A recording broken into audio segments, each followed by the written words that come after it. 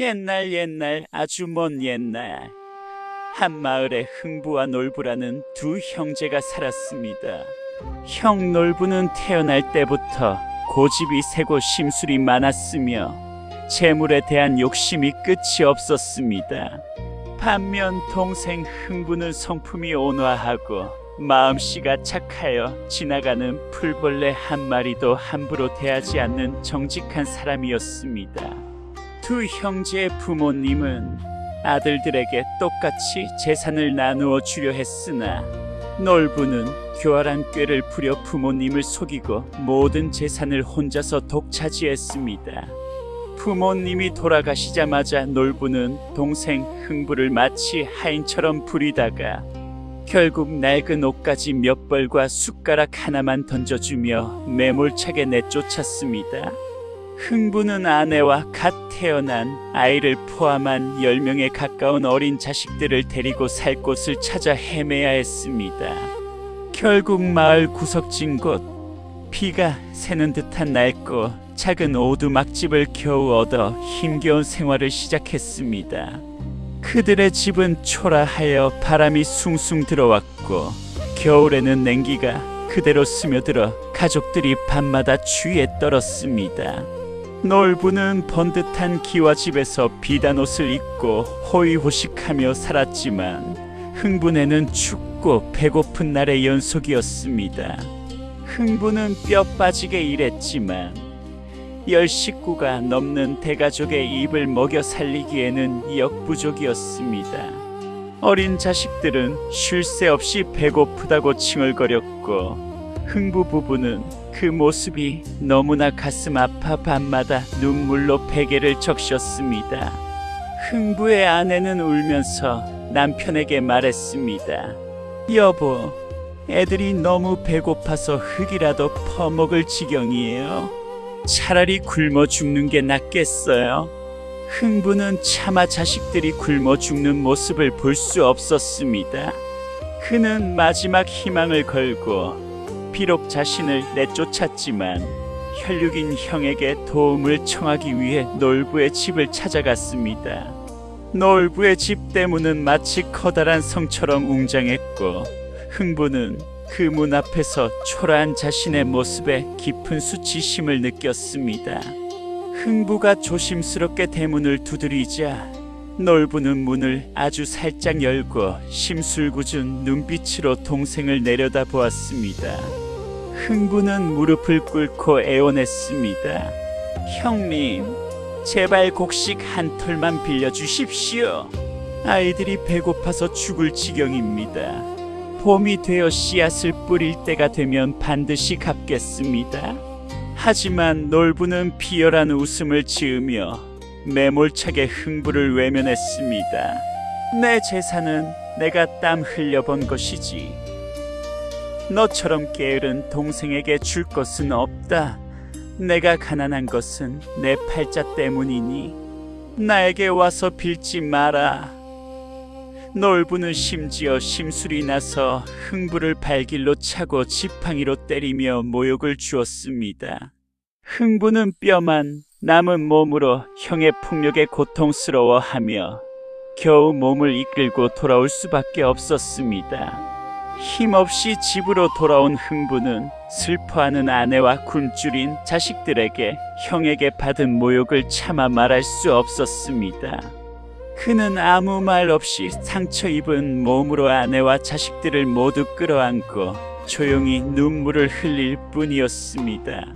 아내는 남편의 상처를 보고 형 놀부의 악행에 분노하며 더욱 서럽게 울었습니다.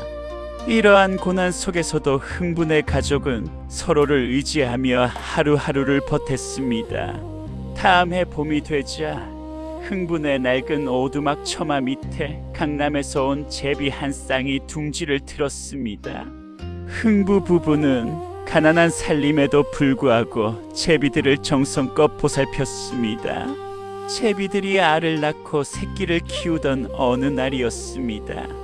둥지 근처를 맴돌던 검은 뱀 한 마리가 새끼 제비 한 마리를 덮쳤고 어린 제비는 필사적으로 도망치려다 다리가 부러지는 큰 상처를 입었습니다. 뱀은 새끼 제비를 물고 둥지 밖으로 떨어뜨렸습니다. 흥부는 새끼 제비의 울음소리를 듣고 한달음에 달려왔습니다. 그는 뱀을 몽둥이로 쫓아내고 둥지에서 떨어진 새끼 제비를 조심스럽게 받쳐들었습니다. 흥부는 자신의 가난한 형편을 탓하지 않고 다친 제비를 치료해 주기로 결심했습니다. 흥부는 부러진 다리에 작은 나무 조각을 대고 낡은 실로 조심스럽게 묶어 고정했습니다. 흥부와 아내는 마치 자신의 자식처럼 제비를 보살폈습니다. 흥부는 매일 정성껏 밥알을 씹어 제비에게 먹여주었고 아내는 밤마다 제비가 추울까 걱정하며 따뜻한 보금자리를 만들어 주었습니다. 시간이 흐르자 제비의 다리는 깨끗하게 나았고 제비는 힘차게 하늘을 날아다닐 수 있게 되었습니다. 가을이 되자 제비들은 따뜻한 강남으로 돌아갈 채비를 했습니다. 새끼 제비는 흥부의 머리 위를 몇 바퀴 돌며 감사의 인사를 전하는 듯 했습니다. 흥부는 제비를 보며 내년에 꼭 다시 오너라 하며 따뜻하게 배웅해 주었습니다. 다음 해 봄이 되자 흥부가 고쳐주었던 바로 그 제비가 강남에서 다시 돌아왔습니다. 제비는 흥부의 마당으로 날아와 그의 손바닥 위에 작은 박씨 하나를 조심스럽게 내려놓고는 다시 하늘로 날아갔습니다. 흥부 부부는 제비의 은혜에 감사하며 그 박씨를 정성껏 심었습니다. 박씨는 하루가 다르게 무럭무럭 자라났습니다. 줄기는 굵고 튼튼하게 뻗어 오두막 지붕을 타고 올라갔고 곧 커다란 박이 주렁주렁 열리기 시작했습니다. 박들은 사람의 머리통보다 훨씬 크고 탐스러웠습니다. 가을이 되자 박은 익어 누렇게 변했고 흥부네 가족은 박을 따서 타기로 했습니다. 흥부는 톱을 대고 첫 번째 박을 조심스럽게 켜기 시작했습니다. 박이 열리자 안에서는 눈이 부실 정도로 빛나는 금은 보화가 쏟아져 나왔습니다. 금덩이, 은덩이, 그리고 영롱한 보석들이 마당을 가득 채웠습니다. 흥부와 가족들은 환희에 찬 비명을 지르며 감격의 눈물을 흘렸습니다. 두 번째 박에서는 도편수와 목수들이 튀어나와 흥부님, 저희는 하늘에서 보낸 일꾼들입니다. 어서 이 박에 있는 차제들로 기와집을 지어드리겠습니다.